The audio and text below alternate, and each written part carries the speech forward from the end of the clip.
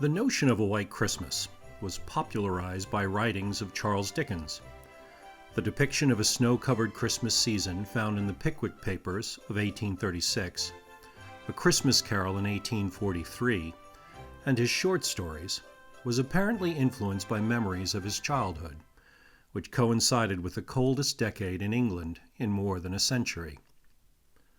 The song White Christmas, written by Irving Berlin and sung by Bing Crosby with the Ken Darby Singers and John Scott Trotter and his orchestra, and featured in the 1942 Paramount Pictures film Holiday Inn, is the best-selling single of all time and speaks nostalgically of a traditional white Christmas.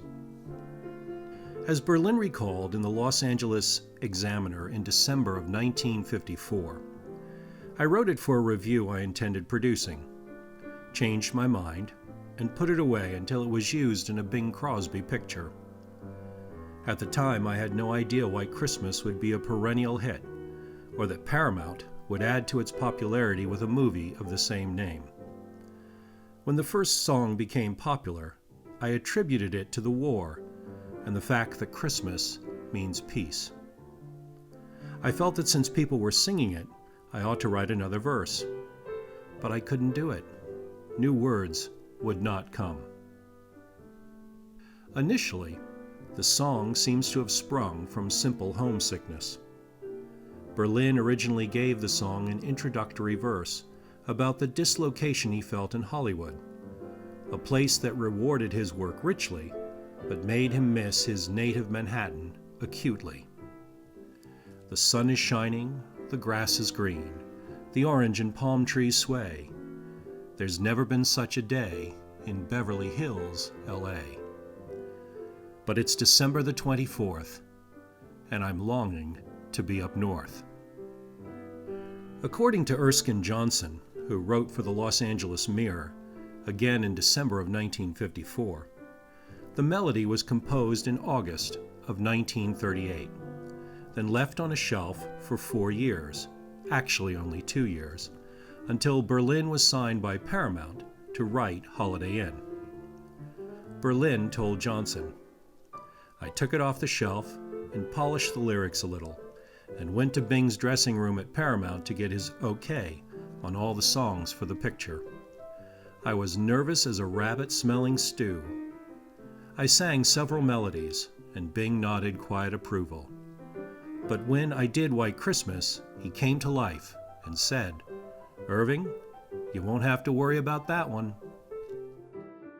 It has often been noted that the mix of melancholy, just like the ones I used to know, with comforting images of home where the treetops glisten, resonated especially strongly with listeners during World War II. A few weeks after the attack on Pearl Harbor, Crosby introduced the song on a Christmas Day broadcast. The Armed Forces Network was flooded with requests for the song. The recording is noted for Crosby's whistling during the second chorus. In the film of 1942, Crosby sings White Christmas as a duet with actress Marjorie Reynolds, though her voice was dubbed by Martha Mears. This now familiar scene was not the movie maker's initial plan. In the script, as originally conceived, Reynolds, not Crosby, would sing the song. 12 years later, the song would feature in another Crosby film, White Christmas, which became the highest-grossing film of 1954. According to Crosby's nephew, Howard Crosby, "I once asked Uncle Bing about the most difficult thing he ever had to do during his entertainment career. He said, in December 1944, he was in a USO show with Bob Hope and the Andrews Sisters. They did an outdoor show in northern France. He had to stand there and sing White Christmas with 100,000 GIs in tears without breaking down himself. Of course, a lot of those boys were killed in the Battle of the Bulge a few days later." For composer Berlin, White Christmas was a simple song, just 54 words and 67 notes. During his 60-year career, he wrote an estimated 1,500 songs, including the scores for 20 original Broadway shows and 15 original Hollywood films, with his songs nominated 8 times for Academy Awards. Many songs became popular themes and anthems, including Alexander's Ragtime Band, Easter Parade, Putting on the Ritz, Cheek to Cheek, White Christmas, Happy Holiday, Anything You Can Do, I Can Do Better, There's No Business Like Show Business, and God Bless America.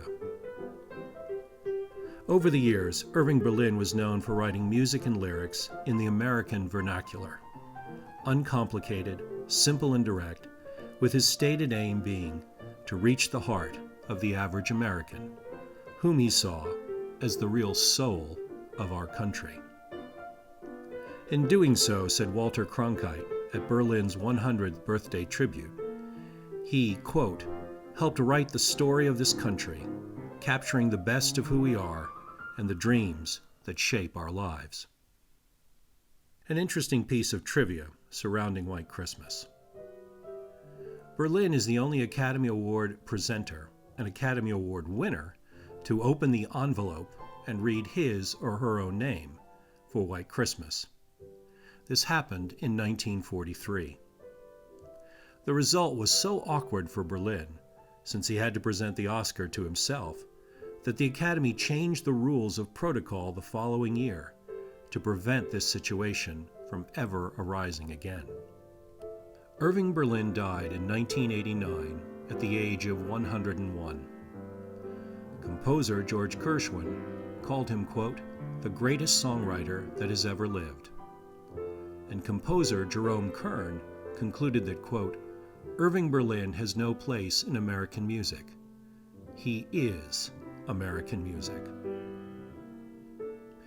In this year of COVID-19, social distancing and lockdowns, may the season of Christmas for you and your family be merry and bright, and may all your Christmases be white. I look forward to being with you again soon.